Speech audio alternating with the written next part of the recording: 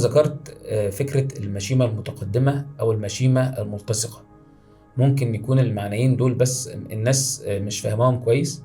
ففكرة إن أنا يعني هل المشيمة الملتصقة أو المشيمة المتقدمة دي حاجة ليها إنذار قبل الولادة؟ يعني هل الدكتور بيشخصها وهو داخل عارف إن الحالة دي فيها متقدمة أو فيها ملتصقة أو فيها مشكلة قبل ما يخش، ولا هي مفاجأة بيفتح الرحم بيتفاجئ بيها؟ نتمنى ان ما حدش يتفاجئ بيها اولا. أتمنى. واضح إن الموضوع طبعًا كبير. طبعا ايه هي المشيمه الاول عشان الناس تبقى فاهمه؟ المشيمه او الخلاص بالتعبير الدارج عند الناس.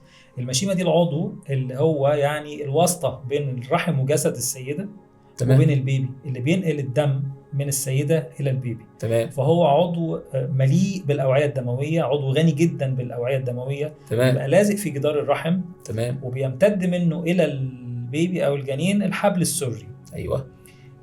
ربنا خالق الرحم ان الوضع الطبيعي للمشيمه تكون في اعلى الرحم، لان ده الجزء من الرحم اللي يستطيع الانقباض جيدا، فلما ينقبض بعد خروج المشيمه يمنع حدوث النزيف. تمام. في بعض الاحوال لاسباب كتير بيكون مكان انغماد المشيمه او مكان وجود المشيمه في الرحم مش في اعلى الرحم، في المكان الاسفل، وده بيكون ديفيشنت او عاجز شويه عن الانقباض بعد الولاده، فما يقللش قوي النزيف، فيحدث النزيف. تمام. زد على ذلك بقى كمان لو هي مكانها متقدم يعني المشيمه يعني هي نازله سابقه البيبي. ايوه، هي اللي هتطلع الاول، هي اللي موجوده الاول. يعني فرض ان الست دي هتولد طبيعي يبقى المشيمه الاول. طبعا ده مستحيل ان الست دي تولد طبيعي، لو ولدت طبيعي بتتعرض لنزيف شديد. ده وضع غير طبيعي. بالظبط كده. زد على هذا كمان لو الست عامله جراحات سابقه في الرحم ممكن يؤدي الى كمان المشيمه الملتصقه كمان.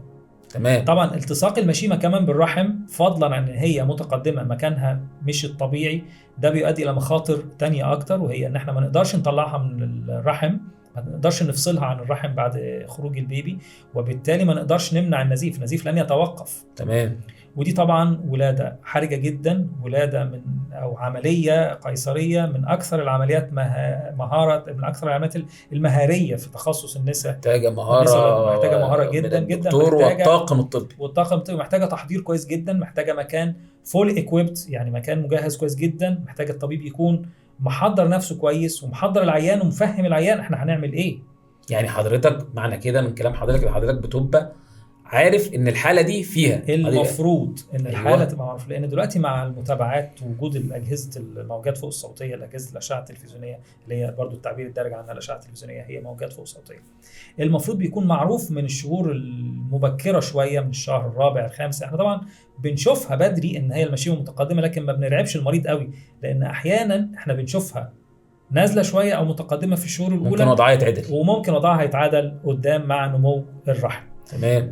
لكن بنبوت انتو كونسيدريشن بقى، بنحطها في اعتبارنا، حتى لو انا ما قلتش للعيان عليها في الاول، بس انا عارف بكتب بهايلايت في الملف بتاعي بتاع الملف بتاع المريض او المريضه ان هذه السيده عندها المشيمه متقدمه، فخد بالك يا دكتور قدام شويه المشيمه هتفضل في هذا المكان ولا هترتفع بفضل الله سبحانه وتعالى. لو ما ارتفعتش وفضلت مشيمه متقدمه، فاضل بقى اشوف هي مشيمه متقدمه ولا ملتصقه كمان. تمام. ودي لها درجات حسب برضو هذه السيده بكريه ولا والده قبل كده. اي جراحه في الرحم من ضمنها القيصريه بتزيد من فرصه التصاق المشيمه في الرحم. تمام. ودي زي ما قلنا من اكثر العمليات المهاريه في تخصص النساء والولاده. طبعا لازم المريض بيبقى فاهم كويس جدا حالته. تمام.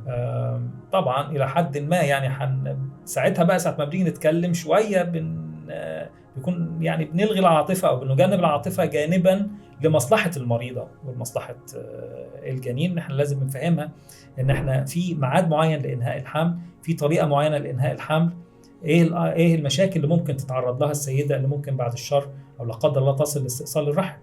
ايوه، ده في بعض الأحوال لو ما قدرناش نوقف النزيف. تمام. لكن هو دلوقتي في طرق كتير للتعامل مع المشيمه المتقدمه والملتصقه، ان احنا ان شاء الله نحتفظ للست او للسيده. حضرتك قلت جمله مهمه جدا، ان الموضوع بيحتاج مهاره ومكان مجهز وطاقم طبي طبعًا متمرس. طبعا دي نحط تحتها 10 خطوات. طبعا. وعشان كده قضيه ان الطبيب يفاجأ بالمشيمه المتقدمه اثناء القيصريه يعني دلوقتي الى حد كبير غير مسموح، غير مسموح غير بيها مسموح يعني بيه. خلاص. يعني ربنا يسهل ان شاء الله ما حدش يتحط في يتعرض لها. المأزق ده ان شاء الله. تمام يا دكتور ايمن.